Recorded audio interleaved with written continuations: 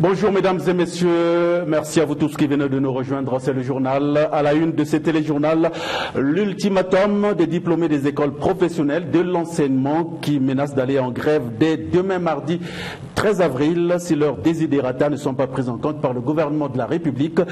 La décision a été prise ce week-end lors de la réunion de leur coordination.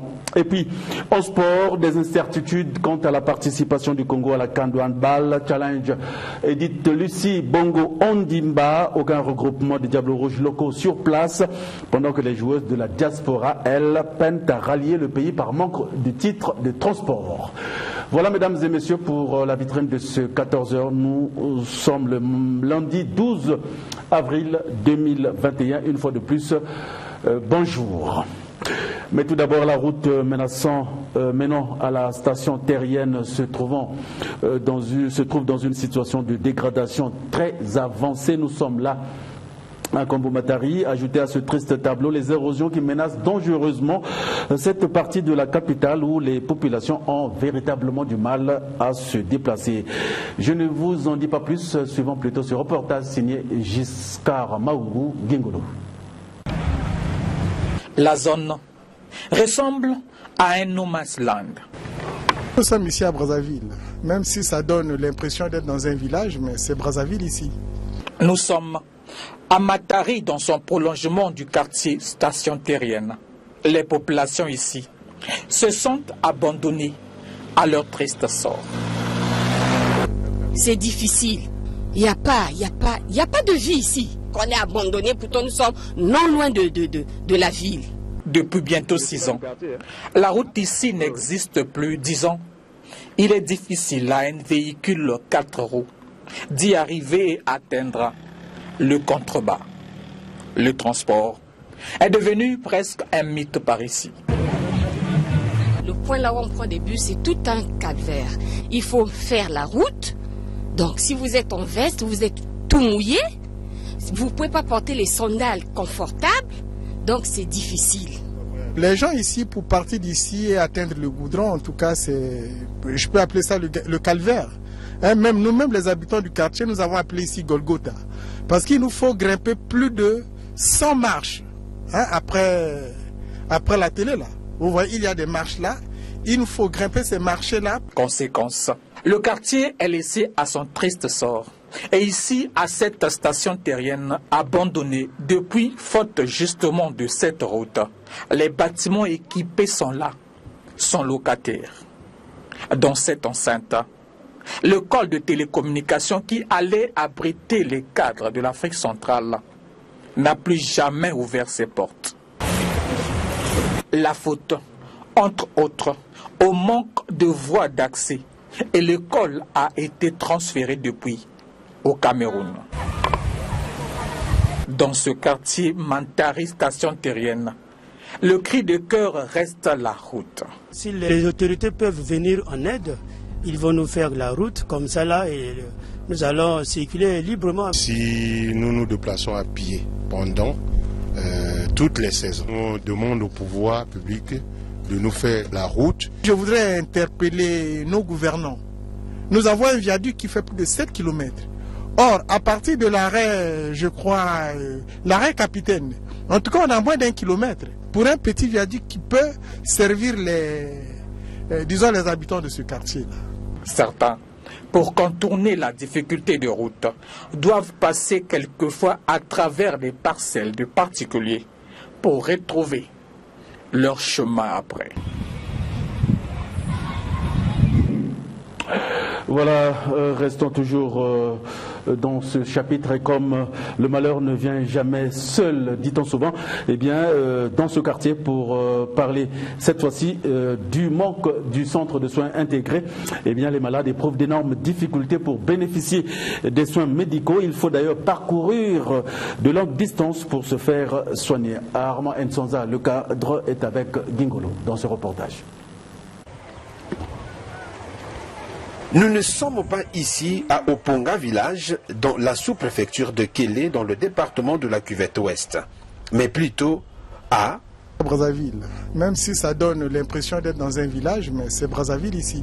Les quartiers Matari, station terrienne, Saint-Denis et Casse-Barnier, dans le 7e arrondissement de Brazzaville, sont confrontés aux multiples difficultés liées aux soins sanitaires. 15 000 âmes éprouvent d'énormes difficultés à se faire soigner dans ces quartiers. Dépourvus de structures sanitaires, les populations se rabattent auprès de quelques cabinets de soins médicaux tenus par les agents de santé habitant le quartier.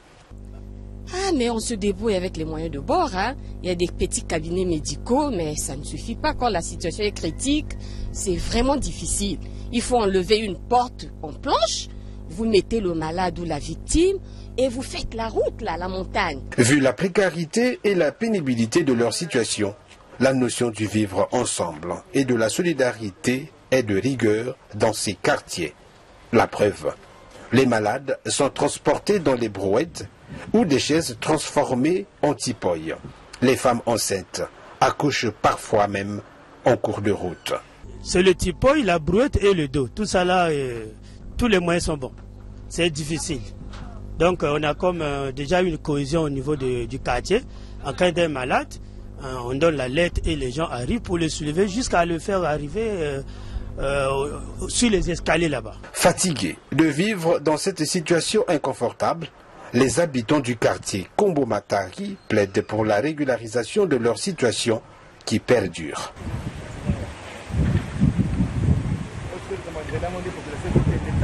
Voilà, je vous le disais tout à l'heure en titre, les enseignants bénévoles et finalistes réunis au sein de la coordination des diplômés des écoles professionnelles de l'enseignement ont finalement décidé d'aller en grève dès demain mardi 13 avril à 7 h. Plusieurs raisons, précise-t-il, ont motivé cette décision, des décisions qui émanent du non-paiement de leur bourse et du quota de recrutement à la fonction publique qui est infinitésimal. Découvrons-les dans ce reportage signé Vincent de Paul Koubemba qui était avec Gingolo. À compter du 13 avril prochain, les enseignants finalistes, bénévoles et prestataires membres de la coordination des diplômés des écoles professionnelles de l'enseignement vont observer une grève d'une semaine. C'est l'une des décisions émanant de cette coordination qui s'est réunie ce samedi à Brazzaville. La décision prise de manière unanime est la réponse à la léthargie observée du côté du gouvernement qui ne respecte pas ses engagements pris selon les finalistes. Depuis 7 mois, ces enseignants finalistes, bénévoles et prestataires évoluant dans les écoles publiques n'ont pas encore perçu leur bourse scolaire. Autre point examiné, le quota de recrutement alloué aux finalistes jugés insignifiant. Enfin, la non prise en compte des enseignants ayant atteint l'âge de 45 ans, bien qu'exerçant sur le terrain. Aujourd'hui, nous sommes au mois d'avril et nous, les enseignants volontaires, signataires du protocole d'accord avec le gouvernement, on accuse 8 mois impayés de bourse. Et nous demandons au gouvernement de payer les 8 mois impayés de bourse avant le mardi. Et avec les autres, on a dit, mardi 7 h, personne n'ira à l'école. Tous nous serions au trésor pour faire du bruit, afin que le gouvernement puisse nous payer ce qu'il nous doit. Et en dehors de ça, on venait de traiter les dossiers de recrutement, campagne 2020-2021. On a constaté avec amertume que le quota alloué à l'enseignement de base, notamment primaire et le préscolaire, ça ne répond pas. On a affecté 2085 enseignants, mais on nous donne un quota de 487 places. On va prendre qui? On va laisser qui? Et pour éviter le chaos et sauver l'année scolaire, qui est déjà au 3e trimestre, le collectif en appelle à la responsabilité des pouvoirs publics.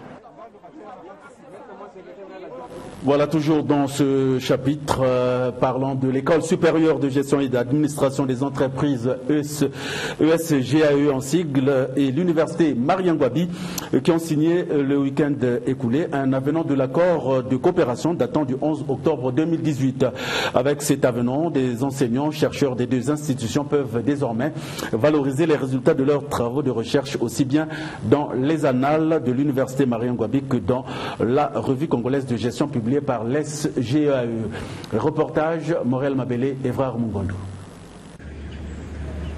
Dans le but de valoriser les résultats de leurs travaux de recherche, l'École supérieure de gestion et d'administration des entreprises ESGAE et l'université Mariangwabi viennent de signer un avenant à l'accord de coopération qui existe entre les deux institutions depuis 2018. Désormais, les enseignants de l'université Mariangwabi peuvent publier leurs travaux de recherche dans la revue congolaise de gestion reconnue par le CAMES, Conseil africain et malgache pour l'enseignement supérieur, édité par l'ESGAE. Comme les enseignants de l'ESGAE peuvent publier leurs travaux de recherche dans les annales de l'université Mariangwabi. Un autre atout qu'offre cet accord est que les étudiants finalistes à l'ESGAE et à l'université Mariangwabi seront recrutés dans l'une des deux institutions avec le diplôme le plus élevé. Le directeur général de l'ESGAE, le professeur Roger Armand Makani, dans son speech a remercié le président de l'université Mariangwabi, le professeur Jean-Rosaire Ibarra, pour son engagement dans le renforcement de la coopération entre les deux institutions. Roger Armand Makani revient sur les avantages de cet avenant. Cet avenant vient compléter en fait l'accord de coopération que nous avions déjà signé en 2018. Bon, dedans il y a deux points qui sont très importants. Le premier point, c'est que désormais la revue congolaise de gestion publiée par l'ESGAE est une revue qui a été reconnue par le CAMES, le Conseil africain et malgache pour l'enseignement supérieur. Et donc, dans cet avenant, il est dit que les enseignants-chercheurs de l'université Mariangwabi et les enseignants-chercheurs de l'ESGAE pourront publier dans la revue congolaise de gestion, mais pourront aussi publier dans les annales de l'université Mariangwabi. Ensuite, le deuxième point qui est très important, c'est que puisque nos deux institutions, l'université Mariangwabi et l'ESGAE, font partie du CAMES, les diplômes que nous délivrons sont reconnus par le CAMES. Donc désormais, tous ceux qui travaillent déjà, qui ont été recrutés à Mariangwabi, vont être considérés avec le diplôme le plus élevé. Voilà, parce que certains ont été recrutés avec le bac. Rappelons que l'ESGAE et l'université Mariangwabi sont membres à part entière du CAMES. ESGAE qui forme les cas de haut niveau dans la recherche et dans le domaine des sciences de gestion existe depuis 1993. Voilà, de son côté, l'Institut de gestion et de technologie s'emploie à renforcer les capacités intellectuelles de ses apprenants sur le montage et la configuration des antennes paraboliques après 4 mois de formation théorique en réseau et télécommunications. Déjà ce week-end, au siège de l'IGT à la cathédrale, eh bien, ces étudiants sont passés à la vitesse de croisière, c'est-à-dire à la pratique de ce qu'ils ont appris jusqu'ici. Armand Nsanza, le cadre. 4 mois de formation gratuite en réseau télécommunication à l'Institut de gestion et de technologie. Ces apprenants sont maintenant capables de monter et installer une antenne parabolique après les cours théoriques.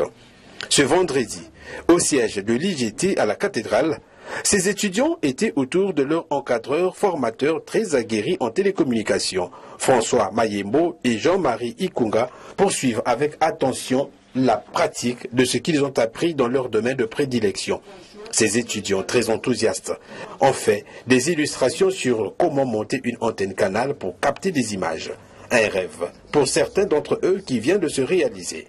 Car l'IGT fait de la formation technique et professionnelle des jeunes son cheval de bataille et chaque formation est sanctionnée par la remise des diplômes de fin de formation. L'IGT, en respectant la vision du promoteur M. Bazunga Fidèle, qui pense toujours, après la formation théorique, il faut vraiment compléter cette formation par une formation pratique.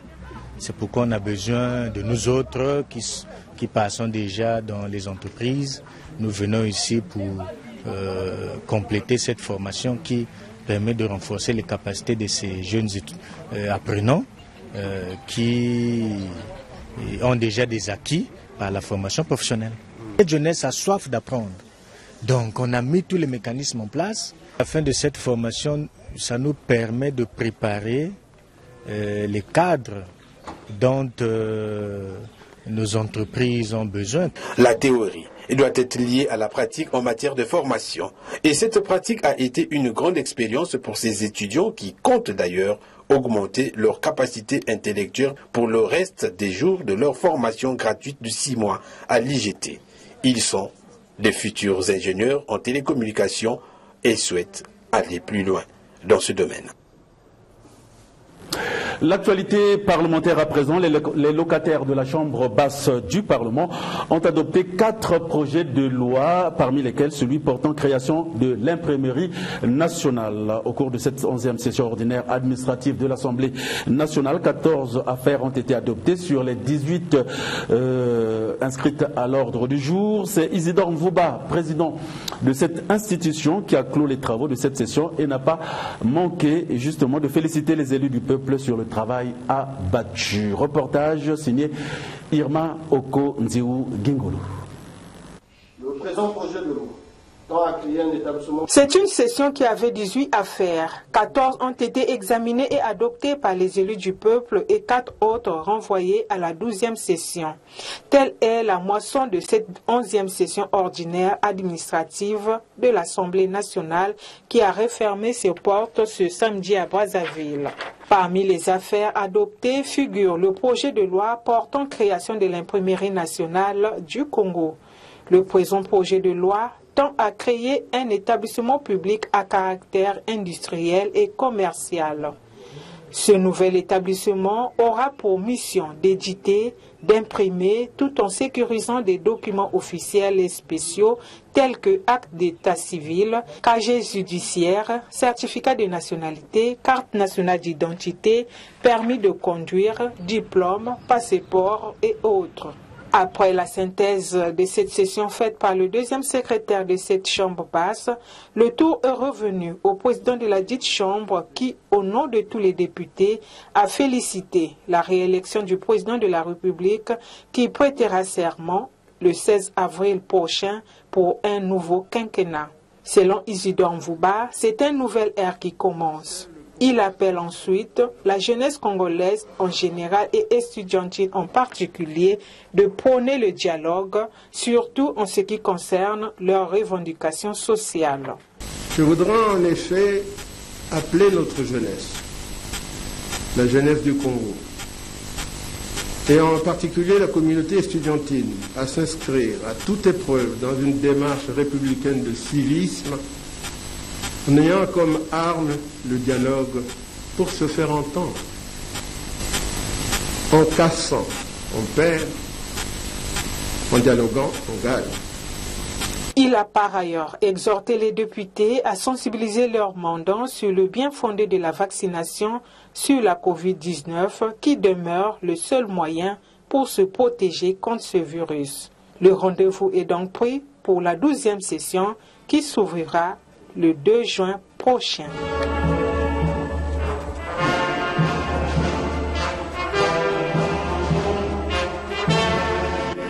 Voilà, restons toujours à l'hémicycle pour signaler que de leur côté, les sénateurs ont adopté 2 projets de loi, celui réglementant le secteur du tourisme et un autre portant régime juridique du gel des avoirs ou des actifs liés au terrorisme et à son financement. À l'issue de cette 11e session ordinaire et administrative du Sénat, eh bien, 12 affaires ont été adoptées sur les 21 prévues à son ordre du jour. Clôturant les travaux, le président du Sénat, Pierre Ngolo, a félicité les locataires de la Chambre haute pour l'ensemble du travail abattu. Armand Nsonza, le cadre, était avec Jaurès et Combat.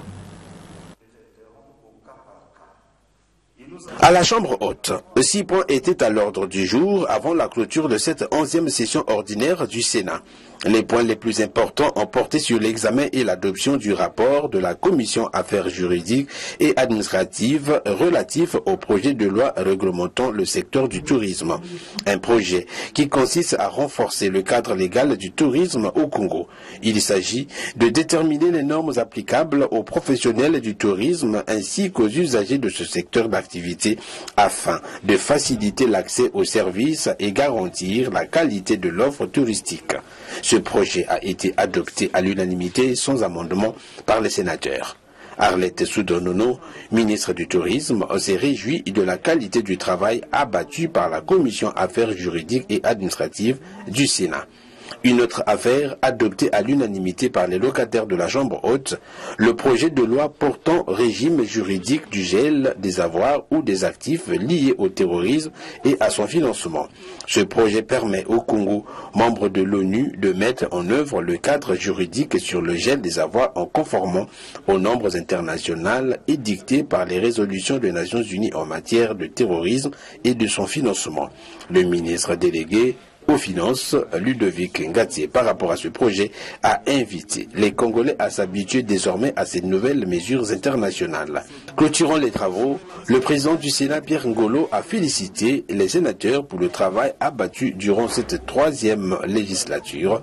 Il a aussi félicité le peuple congolais pour sa maturité lors des échéances électorale de mars dernier, ainsi que l'action du gouvernement et la CNUI qui ont offert aux Congolais une élection digne, libre et transparente. Par ce choix, les Congolais marquaient fermement et solennellement leur farouche opposition à la violence, à l'exclusion, à la division du pays, convaincus de ce que seul un Congo uni, drainant toutes ses filles et fils dans l'action constructive, peut aller dans la paix, au développement pour le bien-être de tous. Au nom du Sénat, nous saluons et adressons nos vives félicitations au peuple congolais qui a su se hisser au niveau de ses responsabilités en refusant de céder à des manœuvres de subversion. Toujours dans un même esprit de combativité, de détermination et de rigueur, pourquoi pas de lucidité, le Sénat vient de franchir une autre séquence de sa marche, soucieux d'élever sans cesse son implication dans l'aventure démocratique du Congo. À l'issue de cette session, 12 affaires ont été adoptées sur 21 affaires prévues.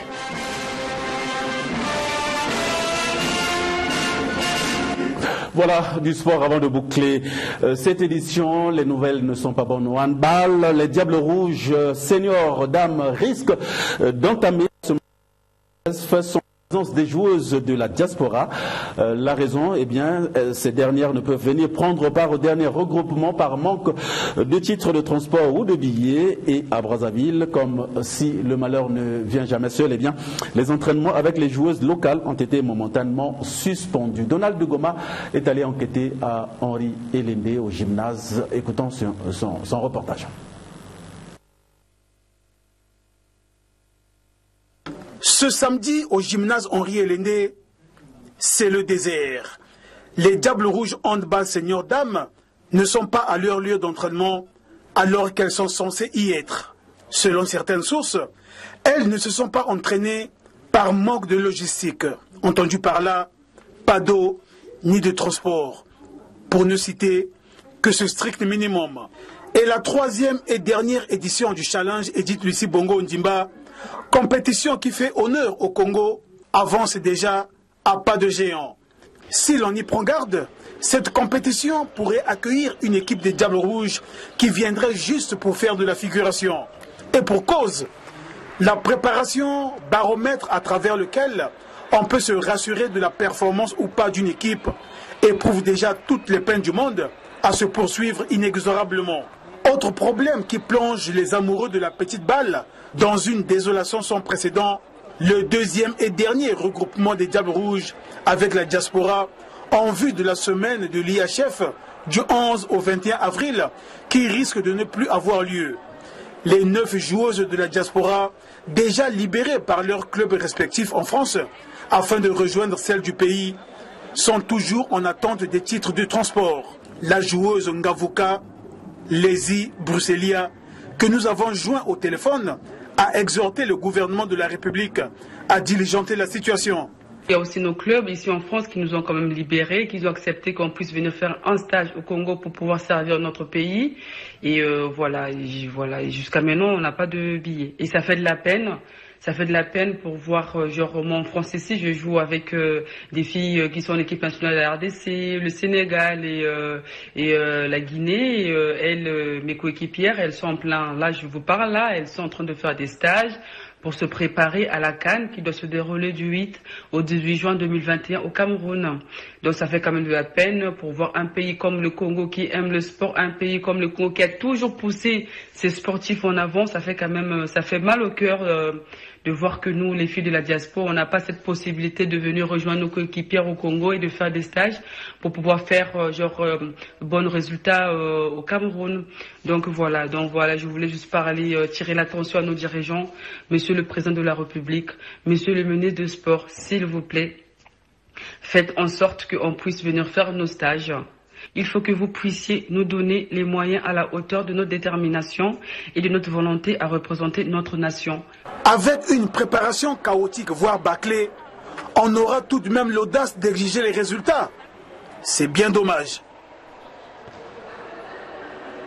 C'est aussi triste, Donald de Goma, une situation qu'a finalement déploré le directeur technique national qui pense que le non-respect du programme de la Fédération congolaise de handball risque de compromettre sérieusement les chances de Diable Rouge à la 24e Coupe d'Afrique des Nations, challenge Edith Lessi Bongo Ondimba, prévu pour rappel du 8 au 18 juin prochain au Cameroun. Jean-Patrice Papa est au micro de Donald de Goma. Vous avez bien dit, nous sommes à 2 jours de la fenêtre internationale. C'est la période la mieux indiquée pour nous, pour mieux affecter nos âmes avant d'aller faire la mise au vert ailleurs. Nous avons tenu, excusez-moi, une première partie, et la deuxième partie, c'est ce que je viens de dire, du 11 au 25, la fenêtre internationale, donc la journée IHF, qui permet à toutes les joueuses qui ont des compétitions avec leur pays de rejoindre les nations pour se préparer pendant 10 jours, afin qu'ils repartent dans leur club respectif contre le championnat, avant que nous nous retrouvions encore pour la mise au vert, pour jouer les matchs, le match test avant d'aller à la compétition. Mais ce que je sache, jusqu'au moment où on vous parle, nous sommes prêts, nous la fédération, nous sommes prêts. On a déjà sollicité les libérations des jeux dans leur club, ça a été déjà fait, c'est-à-dire que c'est par leur club, avec l'imposition de l'IHF, et nous avons déjà fait les permissions. Il ne reste qu'à envoyer les billets aux athlètes pour venir à Brazzaville lundi afin que nous puissions commencer ce stage. Donc là où on ne joue pas, on n'a pas encore la certitude que ces enfants-là viennent. Et c'est vraiment une désolation totale. Si l'État ne met pas les moyens, si le ministère ne met pas les moyens à la disposition des fédérations, il n'y a pas de compétition, il n'y a pas de préparation. Donc nous évitons d'arriver à ces genres de préparation où on bricole avec les joueuses locales. Là même, le transport, les enfants repartent chez elles, on ne sait pas ce qu'elles mangent, ce qu'elles boivent là-bas, on ne sait pas comment elles dorment. C'est pour ça que nous avons voulu profiter de cette fenêtre internationale pour les loger avec les autres de la diaspora, de façon à ce que le brassage se fasse correctement pendant 10 jours, en ajoutant ce que nous avons fait déjà dans la première préparation, afin que nous puissions déjà avoir une idée de l'équipe qui ira à l'étranger pour la mise au vert. Et la conséquence, c'est que les filles de la diaspora vont repartir, on risque de retomber dans des travers où on les aura certainement à 3 jours de la compétition, il n'y aura pas de cohésion. On va avoir une équipe qui va jouer à 2 vitesses, donc ceux qui sont préparés localement et ceux de la diaspora. Il n'y aura pas une véritable cohésion, donc chacun va jouer à sa manière et le résultat ne suivra pas. Et la participation. Voilà, c'est la fin de cette édition. Merci à vous tous de l'avoir suivi. Si tu ne peux être le crayon qui écrit le bonheur, soit au moins la gomme qui efface la tristesse. Au revoir et à demain à la même heure, 14h. Mais entre-temps, Bernida Sito à 20h30 sera là pour vous servir votre plat de résistance. Au revoir et à demain.